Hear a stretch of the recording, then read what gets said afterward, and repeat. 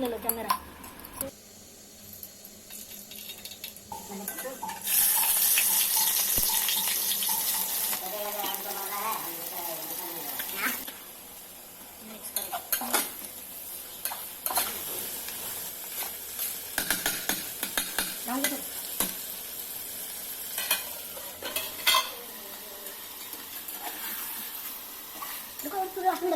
थोड़ा सा खाना लास्ट में